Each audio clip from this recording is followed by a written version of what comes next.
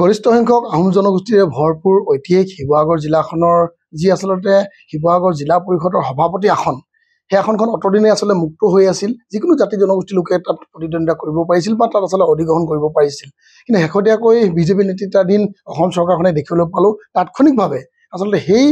জিলা পৰিষদৰ সভাপতি আসনখন অনুসূচিত জনজাতি লোকৰ বাবে আচলতে সংৰক্ষণ কৰিছে তাক আমি টাইম ছাত্ৰতাৰ লগতে সমগ্ৰ শিৱসাগৰবাসী ৰাইজে আচলতে বিৰোধ কৰিছে আৰু মানি লোৱা নাই গতিকে সৌদিনা আচলতে ইয়াৰ ওপৰত এই বিষয়টো আচলতে হঠকাৰী সিদ্ধান্তটো বাতিল কৰিব লাগে বুলি টাইম ছাত্ৰ সন্থাই শিৱসাগৰবাসী ৰাইজৰ সহযোগত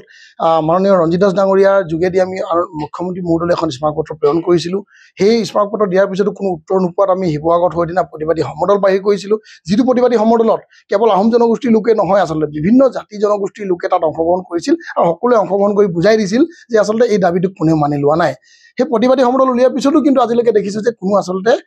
তাৰ প্ৰতি সুদুত্তৰ নোলাল আৰু তেখেতসকলে আমাৰ দাবীটোৰ প্ৰতি কোনো আজিলৈকে উত্তৰ দিয়া নাই শেহতীয়াকৈ আজি শিৱসাগৰ জিলা বন্ধ ঘোষণা কৰা হৈছিল টাইম ছাত্ৰ সন্থাই এই দাবীটোকে লৈ যাতে শিৱসাগৰ জিলা পৰিষদৰ যিখন সভাপতি আসন তাক সংৰক্ষণ মুক্ত কৰি ৰাখিব লাগে আজি বন্ধ কালচোৱাত আমি দেখিবলৈ পালোঁ শ প্ৰতিবাদকাৰী বাহিৰলৈ ওলাই আহিল আৰু ওলাবলৈ কোনো প্ৰয়োজনেই হোৱা নাছিল শিৱসাগৰবাসী ৰাইজে আচলতে স্বতঃস্ফূৰ্তভাৱে এই বন্ধটোক সঁহাৰি জনাইছিল আৰু শিৱসাগৰ যিসমূহ ব্যৱসায়িক প্ৰতিষ্ঠান আছিল বা যিসকল আচলতে ব্যৱসায়ৰ লগত জড়িত ব্যক্তিসকল আছিল সকলোৱে স্বতঃস্ফূৰ্তভাৱে সমৰ্থন জনাই বন্ধ কৰি ৰাখিছিল কিন্তু এচাম ব্যক্তিয়ে আচলতে আমাৰ দাবীটোক আচলতে নস্যাৎ কৰি যিটো ৰাইজৰ পৰিপন্থী কাম কৰি আচলতে এই দাবীটোৰ পৰিপন্থী কাম কৰি বিজেপি চৰকাৰৰ মিতিয়ালি হৈ হয়তো মিতিয়ালি কৰিও হ'ব পাৰে তেখেতসকলে আজি বলপূৰ্বকভাৱে আচলতে এই দোকান পোহাৰবোৰ খোলাবলৈ যত্ন কৰিছিল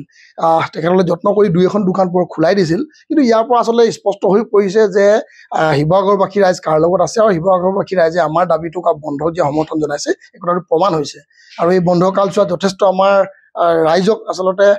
আমি ধন্যবাদ আমি জ্ঞাপন কৰিছোঁ ৰাইজক যে যিহেতু তেখেতসকলে স্বতঃস্ফূৰ্তভাৱে সঁহাৰি জনাইছে আৰু প্ৰতিবাদকাৰীসকলক আমাৰ কৰ্মীসকলক বিভিন্ন ঠাইত শ প্ৰতিবাদকাৰী অসম আৰক্ষীয়ে আচলতে জঁপিয়াই পৰি তেখেতসকলক আটক কৰিছে তেখেতসকলকো অনতিপলমে আমি মুক্তি কৰি দিবৰ কাৰণে আহ্বান জনাইছোঁ আৰু ইয়াৰ পিছত আজি বন্ধটোৰ পিছত যদি শিৱসাগৰ বন্ধৰ পাছত যদি আমাৰ দাবীটো যদি পূৰণ কৰাৰ ক্ষেত্ৰত পদক্ষেপ গ্ৰহণ নকৰে হয়তো অসম বন্ধৰ দৰে কাৰ্যসূচী ল'বলৈ বাধ্য হ'ম ইয়াৰ পিছত প্ৰতিবাদ হ'ব আৰু যিকোনো প্ৰতিবাদ আচলতে জংগী পৰ্যায়লৈ যাবৰ কাৰণে আমি কুণ্ঠাবোধ নকৰিম কাৰণ এই দাবী কেৱল আটাচুৰ নহয় শিৱসাগৰত বসবাস কৰা শিৱসাগৰবাসী ৰাইজৰ আৰু বিভিন্ন জাতি জনগোষ্ঠীৰ দাবী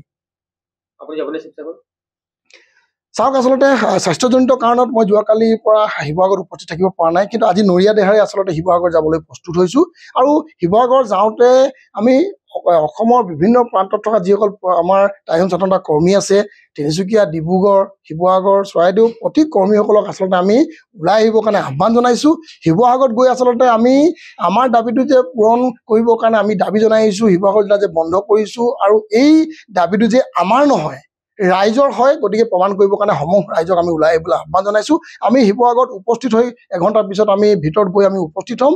উপস্থিত হোৱাৰ পাছত তাত আমি পুনৰ প্ৰতিবাদ কৰি দেখুৱাম আৰু অসম আৰক্ষীকো আমি সকিয়নি প্ৰদান কৰিম তাৰ পৰাই ইয়াৰ পৰা সকিয়নি প্ৰদান কৰিছোঁ যে আপোনালোকৰ অন্যান্য আজিৰ দিনটোত কোনো কাম নাই নেকি কেৱল আমাৰ আটাচু কৰ্মীসকলৰ ওপৰত জঁপিয়াই পৰাটোৱে কাম নেকি আপোনালোকে সকলোৱে জঁপিয়াই পৰি যিদৰে আচলতে আটক কৰিছে সেয়া কেতিয়াও সমীচীন হ'ব নোৱাৰে গতিকে আপোনালোকে নিজৰ কৰ্ম কৰক ক'বলগীয়া নাই কিন্তু টাইম ছাত্ৰ নিজৰ প্ৰতিবাদ কৰি যাব খন্তেক পিছতে শিৱসাগৰ পৰিস্থিতি আপোনালোকে দেখিবলৈ পাব